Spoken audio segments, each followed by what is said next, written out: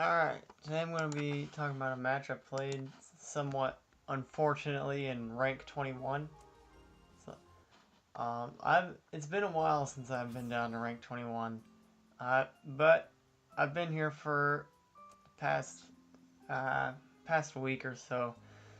Not exactly sure why I ended up in rank 21. I think maybe I may have been a little too enthusiastic with trying to add aggression into my game, because you might be aware that I was kind of trying to mix up my playstyle and get to see if maybe I could get to rank 26, but I think I may have been too indiscriminate with my up-tempo and aggressive play, and I think maybe I should be a bit more nuanced, maybe. I don't know, sometimes you really can't afford to be extra aggressive, because yes, while the aggression, you can get more points with aggression. It doesn't matter if you end up stuck with no power tiles somewhere. So it's just something to watch out for. So I thought that play was a little neat right there. I was just gonna do my normal like little dash feint thing, I call it, to push the Vargas in, but then I noticed the squid was right in the perfect place to firebomb the Vargas into him, so I decided to go ahead and spin the spell to do it. There are a ton of power tiles around here too. Alright, so we just woke up this Lich here, but I've got Blast, so I'm counting on being able to line the Lich up, which I was able to. I think I've said before that the Foxy is the swingiest monster in the game, but it may actually be the Lich, because the Lich also has a lot of random movement. Not as much as the Foxy because it stays still so much, but it does have some random movement, and where it does move, and it can have a big impact on the game if it moves to the wrong place. Like if it doesn't move over the water when you need it to, or if it doesn't move over a flow when you need it to. I mean, not flow, vortex or whatever. So the Lich's random movement can have a ton of impact on the game, but I still firmly believe the Foxy is the most annoying monster, especially when there's like a pair of them, because you just end up like dancing around in a single part of the map forever, with never being able to progress because they're like covering so many tiles, but they don't just like kill you either like the Lich will. So it's just like an awkward dance that never goes anywhere.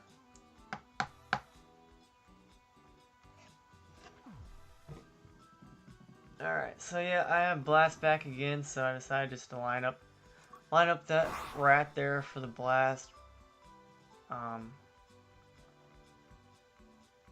Yeah. It's just gonna... Alright, so this play is it's a little cool, I guess. Firebomb off the giant like that, and that also puts me in position to burn the jelly right there. Alright, so now we're getting some extra density. It has been incredibly dense so far. I took a little risk there. Well, it wasn't a huge risk. I was just counting on the rat moving there. If the move order worked out differently, I may not have gotten that kill so easily. But anyway, so here, I backed up, and this is what I like to call digging holes, is whenever you retreat, basically. Well, that wasn't so much digging holes, but it's definitely leading to a hole digging scenario. So see, now we've got some more monsters have spawned. I don't think these cursed kids were here before. There's a new Lich down there. There's a Troggle over here now. And so what I call hole digging is when you just keep pulling newly spawned monsters off into a corner and killing them in a corner. And so a lot of times, I don't know, it's weirdly enticing for me to do that. You might think that it's like it's something I'd want to avoid, since you know the hard monsters you might not be able to kill as efficiently, but it seems like a lot of times like that's kind of like a safer choice. Like, temporarily at least, it seems like a safer choice. I think it's because a lot of times you see the newly spawned monsters before they wake up. I think more often than if you were like advancing into unknown territory. And so you kind of know what you're getting into a lot of the times.